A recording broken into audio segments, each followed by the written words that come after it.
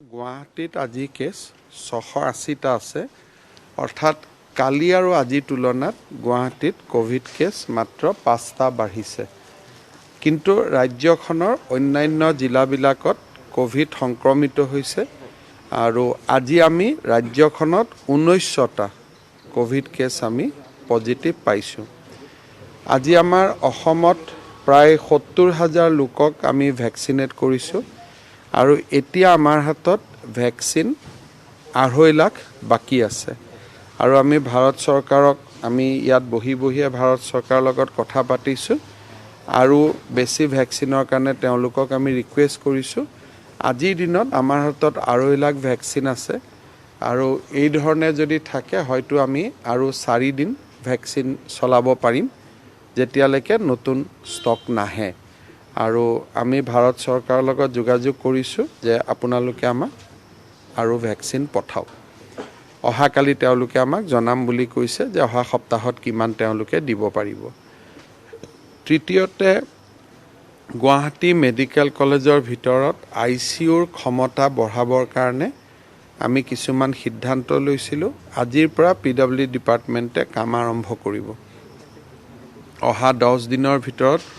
Guwahati medical কলেজৰ ভিতৰত আৰু 50-60টা আইসিইউ বাঢ়িব অহাকালিৰ পৰা আমি চেষ্টা কৰিম খানাপাৰাটো 100 বেডৰ আইসিইউ এটা বনাবৰ কাৰণে অহাকালি খানাপাৰাতে আমি 12:30 বজাত গোটেইবিলাক লগ হ'ম আৰু আমি চেষ্টা কৰিম মেডিকেল কলেজৰ যিবিলাক এক্সামিনেশ্যন ফাইনেল ইয়াৰ এক্সামিনেশ্যন আছিলে সেইবিলাক আমি আগতীয়াকৈ অনুষ্ঠিত কৰিব কৈছো যাতে আমি ডক্টৰ পাওঁ আজি আমাৰ এমবিবিএছ ফাইনেল ইয়াৰৰ এটা ৰিজাল্ট দিছে ইন্টাৰ্ন আমি বহুত পাম পোষ্ট গ্ৰেজুৱেট যিবিলাক পৰীক্ষা জুনত আছিলে জুনৰ পৰিৱৰ্তে আমি মে মাহতে অনুষ্ঠিত কৰিব কৈছো যাতে আমি ডক্টৰৰ সংখ্যা আমাৰ হাতত বাঢ়ি যায় গতিকে কোভিডৰ পৰিবেশৰ প্ৰতি লক্ষ্য ৰাখি যিমানখিনি সম্ভৱ হয় আমি কামত লাগি আছো কিন্তু দেশত অক্সিজেনৰ নাটনি ৰেমডিচিভিৰৰ নাটনি আজি আমাৰ কৰ্ণাটকৰ পৰা কিছু ৰেমডিচিভিৰ আহা কথা আছিল কিন্তু কৰ্ণাটকৰ ৰাইজে ফেক্টৰী ঘেৰাও কৰি ৰাখিছে তাৰ পৰা ওলাব নিদিয়ে গতিকে দেশত তেনেকুৱা পৰিবেশো হ'ব গৈ আছে তাৰ পৰিপ্ৰেক্ষিতত মই ভাবো যে সাৱধানতা আৰু সতৰ্কতাৰ জৰিয়তে আমি কোভিডক পৰাজিত কৰিবৰ বাবে চেষ্টা কৰিব লাগে আৰু আমি পুৰা প্ৰচেষ্টা চলাই আছো যাতে আমাৰ হাতত সামগ্ৰীবোৰ মজুত থাকে বৰ্তমানলৈকে অক্সিজেনে হওক ৰেমডিচিভিৰে হওক আইসিইউ হওক হস্পিটাল বেড হওক আজিৰ দিনটোত আমি সন্তোষজনক অৱস্থাত আছো সেইটো ক'ব নোৱাৰে কাৰণ এইটো কোনো ভ্যাকচিন এনেকুৱা নহয় এইটোৰ কাৰণে যুঁজবাগৰ কৰিব লাগে গতিকে আমি যুঁজবাগৰ কৰি আছো আৰু কাৰণ সকলো ষ্টেটে বিচাৰে আৰু ভাৰতৰ চৰকাৰখনে দিল্লীত বহি সব ষ্টেটক দিব লাগে আৰু তেওঁলোকৰ কাৰণে প্ৰায়োৰিটি য'ত বেছি কোভিড কেছ হৈ আছে অসমত বেছি কোভিড কেছ হোৱা নাই তথাপিতো 4 দিন আমাৰ ভ্যাকচিন চলি যাব পঞ্চম দিনলৈকে আমাৰ আহি পাব বুলি মই বিশ্বাস কৰোঁ কিন্তু আজি কোনেও ইয়াতে বৰ্তমান দেশত যিটো পৰিবেশ যে কোনেও একো ক'ব নোৱাৰে কি বস্তু কেতিয়া আহিব যোৱাবাৰৰ কথাটো বেলেগ আছিল এইবাৰৰ পৰিবেশটো সম্পূৰ্ণ বেলেগ ব্যক্তিগত খণ্ডৰ চিকিৎসালয়টো কিন্তু স্যাৰ ভ্যাকচিনৰ কাৰণে গৈ বহু জ্যেষ্ঠ লোকক ঘূৰিব লগা মই ব্যক্তিগত খণ্ড কোনোবাই নাপালে মেডিকেল কলেজত আহি গ'লে হ'ল কথা ইমানেই কাৰণ বহুত বেছি চৰকাৰী খণ্ডৰ ভ্যাকচিন এতিয়া নাৰ্ছিং হোমত দি থাকিলেও মানুহে বেয়া পাব গতিকে যিহেতু বস্তুবিলাক তুলনামূলকভাৱে কমি আহি আছে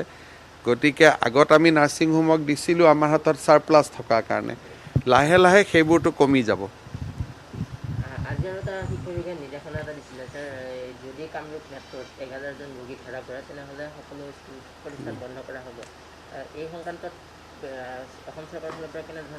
আমি নিৰ্দেশ দি দিলোঁ আজি 680 হৈছে 1000 হোৱা নাই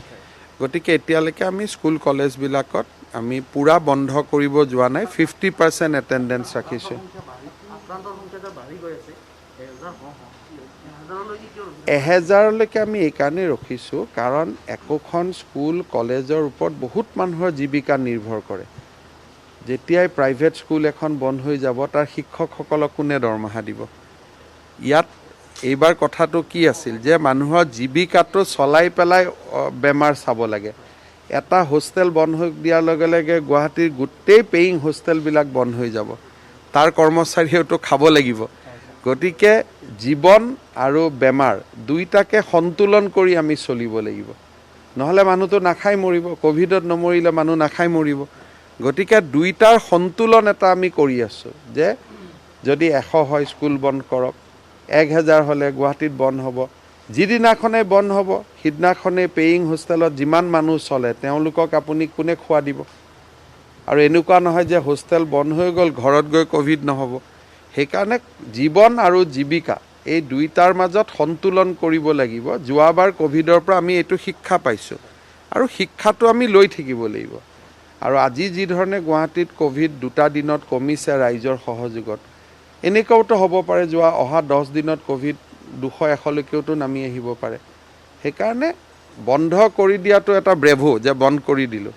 কিন্তু বন্ধ কৰি দিয়াৰ পিছত যিখিনি এফেক্টেড মানুহ তেওঁলোকৰ কথাওতো আমি চিন্তা কৰিব লাগিব 2 তাৰিখে যেহেতু নিৰ্বাচনী ফলাফল ঘোষণা হ'ব গতিকে দলীয় কৰ্মীসকলে আপুনি কিমান 30 তাৰিখে নিৰ্বাচনী আয়োগৰ লগত মুখ্য সচিবে কথা পাতি আছে ভিক্টৰী প্ৰচেছন আদিত যাতে সীমাবদ্ধতা হয় কাউন্টিং এজেণ্টসকল যাতে টেষ্ট কৰিহে কাউন্টিং হলত সোমায় তেনেকুৱা ৰাজ্য চৰকাৰে নিৰ্বাচনী আয়োগৰ লগত কথা পাতি 27 বা 28 তাৰিখে আমি এখন এছঅপি দিম আৰু এটা সন্ধিয়া 6 বজাৰ পৰা যেনেকৈ দোকান পোহাৰসমূহ বন্ধ কৰি দিয়া হৈছে ইয়াৰ প্ৰভাৱ কিছু পৰিমাণে গুৱাহাটীত পৰিছে নেকি যাৰ কাৰণে কোভিডৰ সংখ্যা কিছু পৰিমাণে আজি দুদিনৰ পৰা আমি একো ক'ব নোৱাৰো কিন্তু ডেফিনেটলি এটা কথা ঠিক যে মানুহৰ সমাগম কমিলে সংক্ৰমণ কমাৰ সম্ভাৱনা থাকে আৰু এটা কথা আপোনালোকে আৰু চাব লাগিব যে যেটো আমি আলোচনা কৰা নাই গুৱাহাটীত 1.5 লাখ মানুহে ইতিমধ্যে ভ্যাকচিন লৈছে গুৱাহাটীত 10 লাখ মানুহ থাকে 1.5 লাখ মানুহে ভ্যাকচিন লৈছে ৭৫,০০০ মান মানুহৰ আগত কোভিড হৈ গৈছে গতিকে 2,20,000 মানুহটো অলপ হলেও প্ৰটেকচনত আছে গতিকে 20% সিটিৰ জনসাধাৰণ প্ৰটেকচনৰ এটা বাউণ্ডাৰীৰ ভিতৰত আছে সেইকাৰণে আমি যদি ভ্যাকচিনটো আৰু 1.5 লাখ গুৱাহাটীত কৰি ল'ব পাৰো তেতিয়ালেতো সিটিখন আমি সোনকালে কোভিডৰ পৰা মুক্ত কৰিব পাৰিম যোৱা 1.5-2 মাহত স্বাস্থ্য বিভাগে গুৱাহাটীত প্ৰায় 1.5 লাখ লোকক ভ্যাকচিনেশন কৰিছে আৰু প্ৰথম ডোজ ভ্যাকচিন হলেও কোভিড হলেও বহুতখিনি ৰিলিফ পাই যায় বেমাৰটো জটিল নহয় সেইকাৰণে কিছুমান পজিটিভ সাইডো আছে অসমত কিন্তু আজিয়ে বহুত কথা কোৱাৰ প্ৰয়োজন নাথাকে কাৰণ ডেইলি নতুন মিউটেন্ট আহি আছে সেইকাৰণে আৰু কেইটামান দিন আমি অপেক্ষা কৰা ভাল হ'ব স্যাৰ সমগ্ৰ দেশতে স্যাৰ অক্সিজেনৰ এটা নাটনি দেখা দিছে কাইলৈ প্ৰধানমন্ত্ৰীৰ এটা বৈঠক আছে অসমত স্যাৰ অক্সিজেন বৰ্তমানলৈকে মজুদ আছে না অসমত আমাৰ 50 MT অক্সিজেন আমি প্ৰত্যেক দিনা প্ৰডিউস কৰো আজি ইন্ডাষ্ট্ৰিয়েল ইউজত 20 MT অক্সিজেন ব্যৱহাৰ হৈ আছে 25 MT অক্সিজেন আমাৰ মেডিকেল কামত ব্যৱহাৰ হৈ আছে যেতিয়াই প্ৰয়োজন হ'ব ইন্ডাষ্ট্ৰিটো আমি বন্ধ কৰি গৈ থাকিম গতিকে ক'ব গ'লে আজি আমাৰ অক্সিজেন যিমান আছে তাৰ 50% আমি ব্যৱহাৰ কৰিছো 50% আমাৰ সাৰপ্লাস মজুত আছে তাৰ উপৰিও গোটেইকেখন মেডিকেল কলেজতে আমি কিছুমান ট্যাঙ্ক বহুৱাইছিলো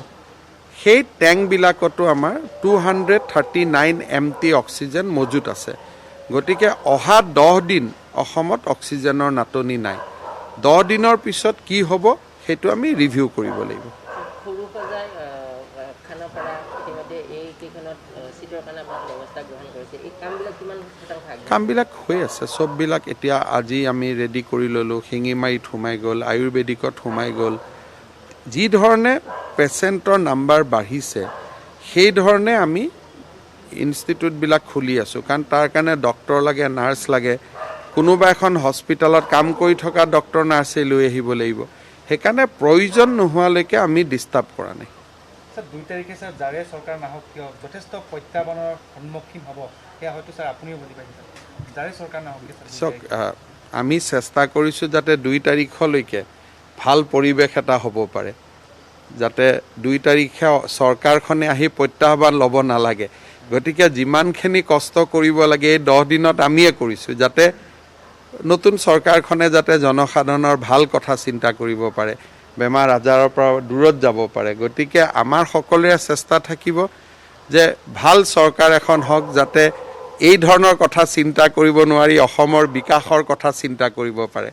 কিন্তু বৰ্তমান পৰিবেশ যি সেই পৰিৱেশ চালে আমি ক'ব পাৰোঁ যে অহা ৩-৪ মাহ ৬ মাহলৈকে প্ৰত্যাহ্বান চলি থাকিব। আপোনাৰ 23,000 কোটি টকা ধাৰ মাৰিব লগা হ'ব বুলি কৈছে ৰিপুণ বৰাই। সেইবিলাক কথা মই নাজানো, সেইবিলাক বিতৰ্কিত বিষয়, সেইবিলাক ইলেকশ্যনৰ আগতে হৈ গ'ল। এতিয়া ৰিপুণ বৰা পইচা আছে, তেওঁ ধাৰ মাৰি দিব, সেইবিলাক মই বিতৰ্কিত কথা ক'ব নাযাওঁ।